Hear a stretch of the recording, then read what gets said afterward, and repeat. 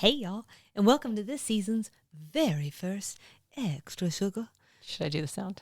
Applause. Yeah. It's even more organic. So it's Thursday. Happy Thursday. I just got really confused. Right, Thursday. Mm-hmm. With you. I don't know. We're not used to doing the extra sugar separately, so I'm trying to gain my footing. Am I doing good? Great. It's so Fantastic. Good. You're just a natural. You know, that's what they're always telling me. So, show history dictates that for our very first extra sugar, we set the scene for the year, of which is the corresponding year. Designing women. I had so much trouble saying that at the end of the main episode. I couldn't figure out how to word that. Whatever It's year it is on the show, we're talking about that year. Does that make sense? Makes sense. Okay. So season 4 took place technically in 89 and 90, but today we're talking 1989, baby. First of all, even though I myself am not a Swiftie, it feels worth mentioning for our biggest fan right here in the room. This is the year that Taylor Swift arrives to planet Earth. Hold on, Nikki. Such a creepy way to say that. Let me tell you how I know that, though, okay? Yes, I'm aware of the album title name, but also when I Googled 1989, just along, everything was coming up T-Swift. Of course it was, as it should be. Well, I wasn't prepared, so. As it should be. Regrettably, it's not 1989 Taylor's version yet, but it will be soon. Okay. Real fans will know. They get it.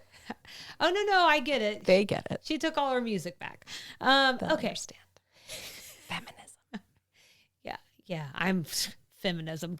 Am I right? Feminazis.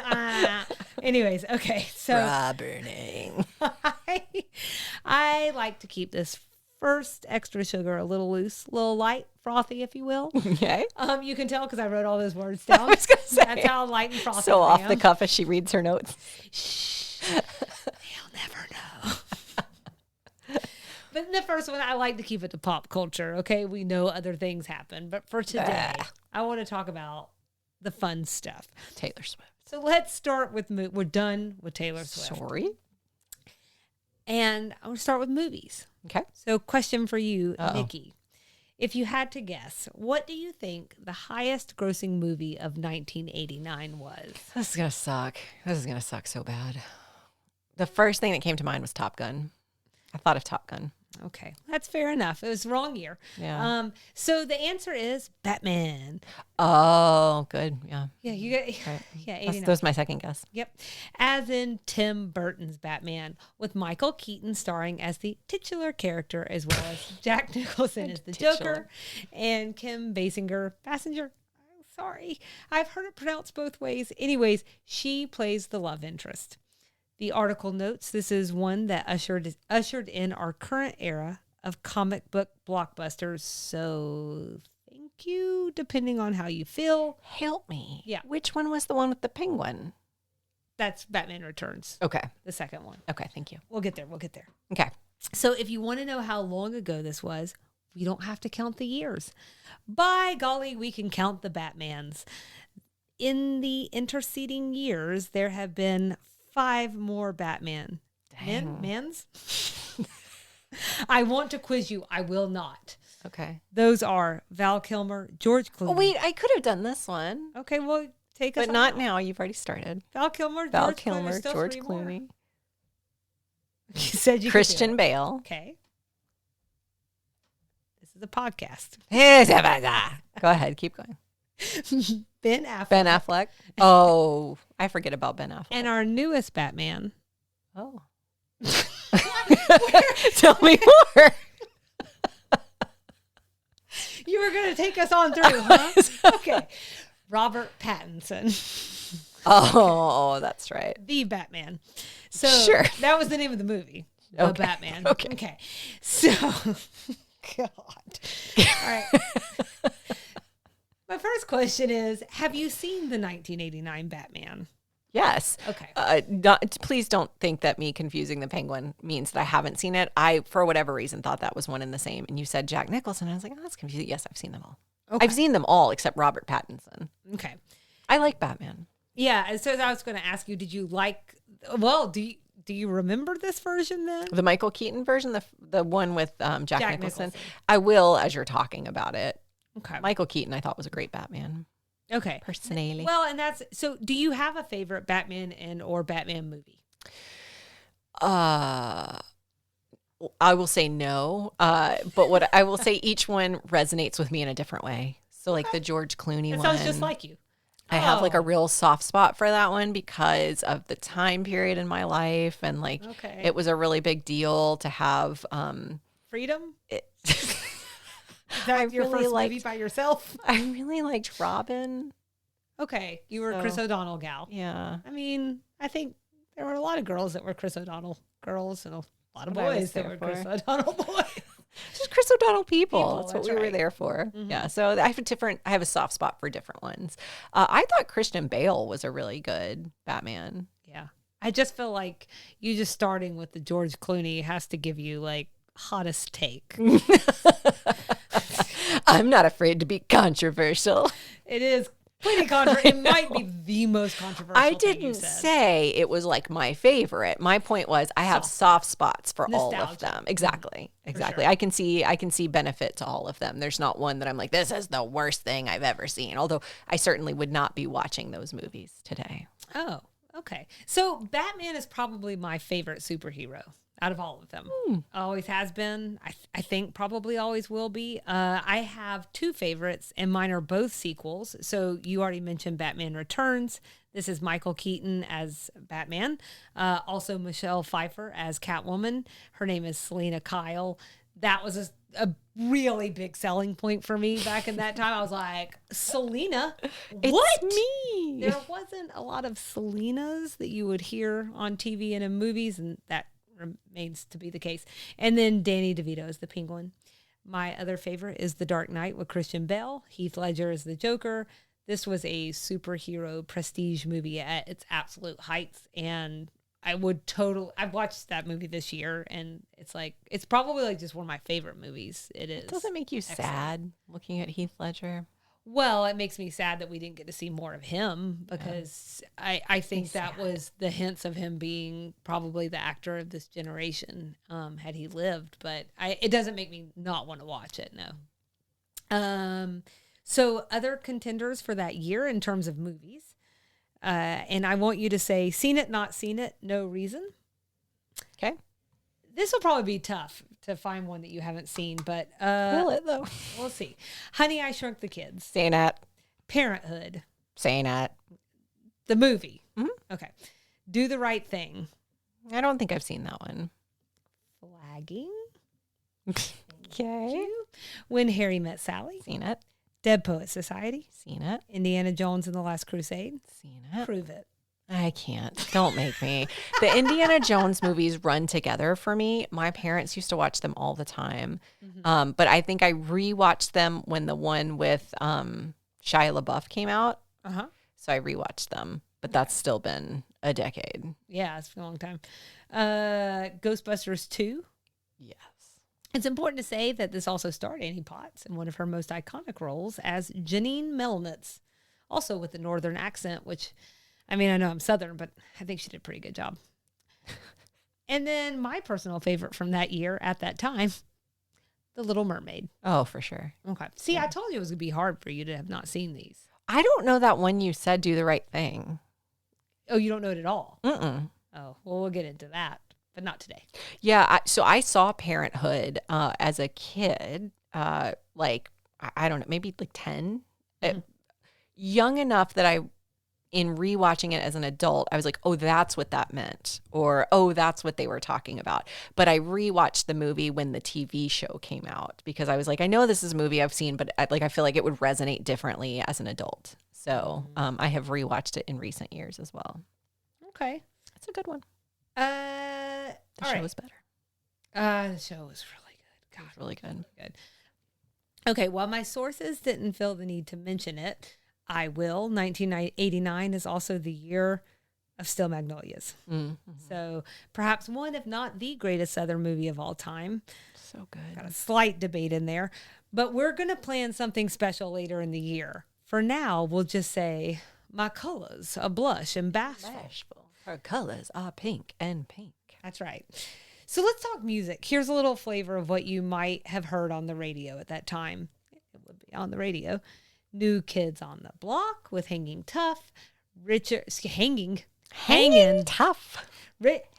Richard Marx, Waiting for You. Paula Abdul, Forever Your Girl. Bette Midler's Wind Beneath My Wings. Motley Crue, Dr. Feel Good. This is a year that sees hip hop's popularity on the rise. It's also the same year that Will Smith won the first ever Grammy for Best Rap Performance for Parents Just Don't Understand. Madonna's Like a Prayer music video dropped that year, causing quite the stir because of the religious imagery. She was subsequently dropped as Pepsi's spokesperson because there were concerns about boycotting the soft drink. I had forgotten about all of that. And then here's one I didn't know, but I thought was really interesting, so I thought I'd share. Flea from the Red Hot Chili Peppers wrote and played the bass line for Young MC's Bust a Move. He never received a songwriting credit or any royalties from it. He was paid $200 for his studio time, and the song went on to become a #1 hit and sell millions of records. I thought that was really interesting. Some big TV shows also said goodbye in 1989, including one that gets several Designing Women mentions, Dynasty. Then we also have Family Ties, Moonlighting, Miami Vice. Did you watch any of those shows ever? I've seen I've seen an episode of Family Ties. I've never watched Dynasty. I've watched lots of Family Ties. I know what the other shows are and quite a bit about them, but I've honestly never seen. I've never seen Miami Vice. I don't think Moonlighting was really well syndicated by the time I would have been old enough to comprehend. Is that like a soap opera? That is Bruce Willis and Sybil Shepherd. So it's a comedy. It's kind of like, I guess, I think it was sitcom-y, romancy, like will they, won't they kind of show. Okay. That's about the most I know about it. And then their on-screen chemistry fueled by real hate, I feel like was a storyline of the time. Did we talk about this in an episode? Okay. We did. It's very familiar. Yep. Private detectives. Okie dokie. This sounds very familiar. See, and I don't even think I knew they were private detectives. So. All right, other TV shows, much more indicative of the 90s, were taking off at the time. Seinfeld. It's just kind of weird to think that that's when it premiered. The Simpsons. I don't even need to say this, but y'all, it's still on today. That's just nuts. It blows my mind. Saved by the Bell. Also premiered in 89. Do you remember what it was initially called? Good Morning, Miss Bliss. Good thing because Miss Bliss showed up in one season. And then she was gone. Well, they absolutely exited her right off and then brought in AC Slater, Kelly, Jesse. And honestly, that's when the show got good. This was the iconic TV show for people our age.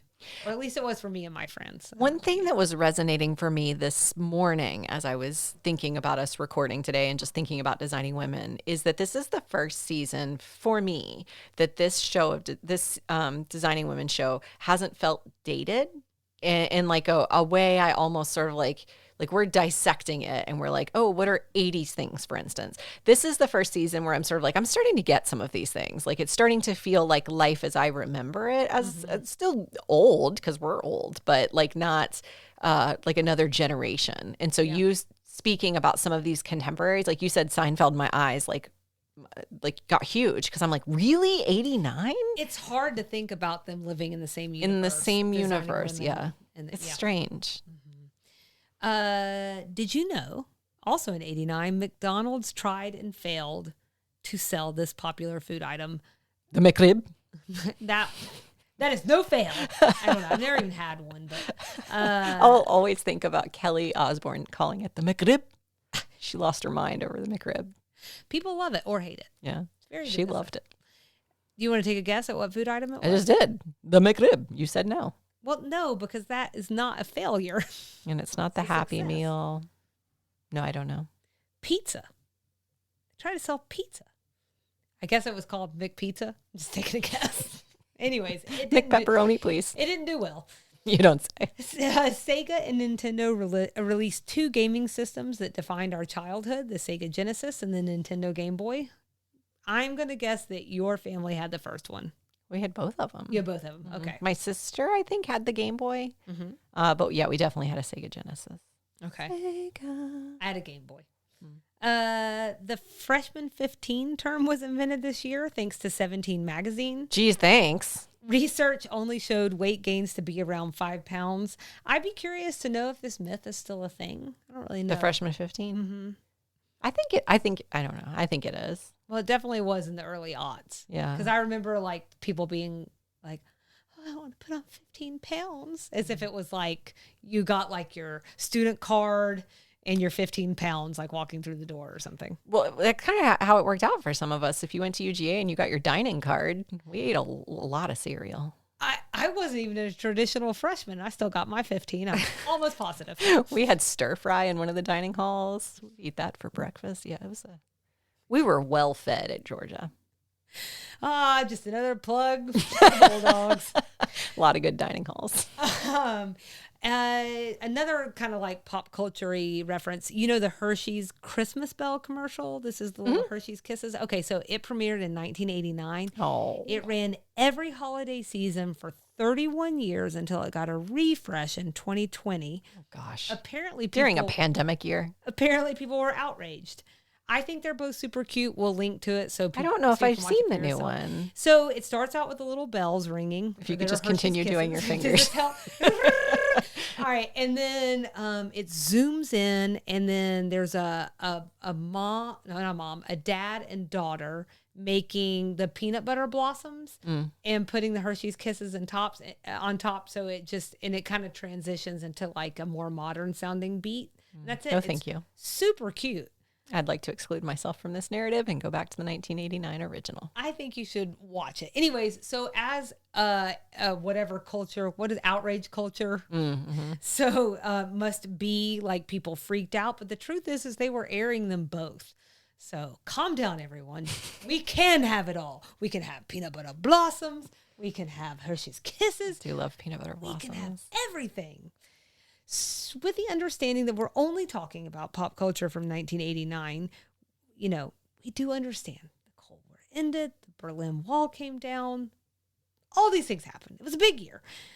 But if we're talking about pop culture, just going to ask, did we miss anything critical that year that you wanted us to talk about? Nikki, you can also get in on this. I think we need to talk. Talking to you. We need to talk a little bit more about Taylor Swift's birth. Let us know. It could get a plug in a future episode. We're going to skip right over that. I gave her a plug. I started with her. It's fine. For you. Thank you. But you know the deal. There are ways to support us, which you can find from our website, sweettv.com. Follow us on Instagram, on Facebook, on TikTok. You can also reach us there with your thoughts or email us at sweetteatvpod@gmail.com. We'd love to hear from you. Thank you, 1989. Thank you for joining us, and that's this week's Extra Sugar.